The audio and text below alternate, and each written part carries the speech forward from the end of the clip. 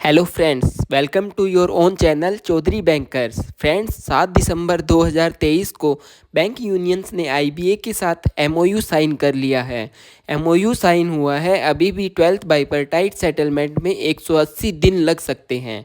MOU में क्या क्या मेंशन किया गया है, उसकी इम्पोर्टेंट डिटेल्स के बारे में मैं आपको बताने वाला हूँ। अब बात करते हैं इस एमओयू से रिलेटेड। एमओयू में क्या क्या लिखा हुआ है। सबसे important 17% annual increase in salary. इसका क्या मतलब है? इससे पहले हम बात करते हैं 17% का जो एनुअल इंक्रीज दिया गया है वो मेरे अकॉर्डिंग काफ़ी कम है, क्योंकि आईबीए ने 15% से तो शुरू किया था। आईबीए ने ऑफ़र किया था कि पे स्लिप पे 15% का इंक्रीज़ देगा, लेकिन यूनियंस ने इम्प्रूवमेंट की बात कही। नेक्स्ट मीटिंग में आईबीए की तरफ से 16% कर दिया गया, लेकिन यूनियंस ने फिर मना कर दिया। यूनियंस ने 22% की डिमांड की। आपको याद होगा लास्ट सेटलमेंट 2.5% से तो शुरू हुआ था और फाइनली 15% पर सेटलमेंट हुआ था, लेकिन यहाँ तो 15% से शुरू किया गया आईबीए की तरफ से और 17% पर फाइनल कर लिया गया है। तो 2% ऐड करना कोई बड़ी बात नहीं है। अब बात करते हैं ये जो 17% एनुअल इंक्रीज़ दिया गया है, इसका क्या मतलब है। इसका मतलब यह नहीं है कि आपकी ग्रोस या बेसिक में 17% का इंक्रीज़ दिया जाएगा। यह पे स्लिप कॉस्ट है, यानी कि फाइनेंशियल ईयर 2021-22 में सभी बैंकों का टोटल इस्टेब्लिशमेंट कॉस्ट है, यानी कि बैंकों को चलाने का खर्च है वो कितना है, उस पे आपको 17% का इंक्रीज़ दिया गया है, जो कि 12,449 करोड़ है।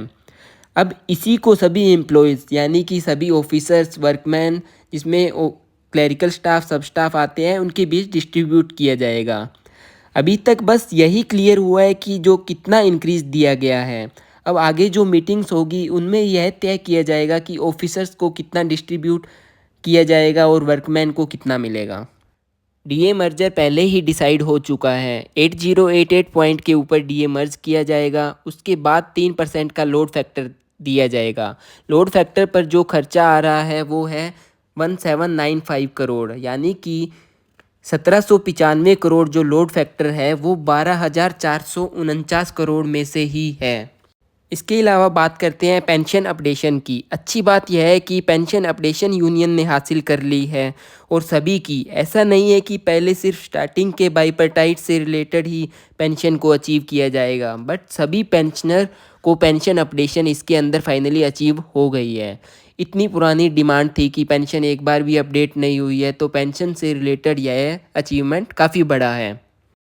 फ्रेंड्स, अब सबसे गलत चीज़ जो मुझे लगी है वो है 180 डेज़। पिछली बार 11th बीपीएस में 90 डेज़ का टाइम लिया गया था, ताकि 90 डेज़ में दूसरे जो भी इश्यूज़ हैं वो फाइनल किए जाएंगे। पे स्केल्स बनाई जाएगी, एचआरए कितना बढ़ेगा, स्पेशल अलाउंस कितना बढ़ेगा, वो सभी चीज़ें डिसाइड करने के लिए 90 डेज़ का टाइम लिया गया था।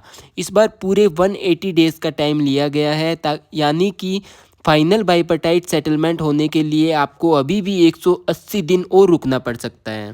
5 डे वीक कोई नई बात नहीं है। आईबीए अक्टूबर 22 में इस बात पर एग्री हो गया था, इसे भी एमओयू में लाया गया है। आईबीए ने सभी सैटरडे ऑफ का प्रपोजल गवर्नमेंट ऑफ इंडिया को भेज दिया है। कितने वर्किंग आवर्स पर डे बढ़ेंगे इसके बारे में अभी तक कोई जानकारी नहीं है। यूनियंस ने कहा है कि 12th बाइपर्टाइट साइन होने से पहले आप 5 डे वीक इम्प्लीमेंट करिए। तो फ्रेंड्स, आपके इस एमओयू के ऊपर क्या व्यूज़ हैं, अपने ओपिनियन कमेंट करके मुझे ज़रूर बताइएगा। Thank you.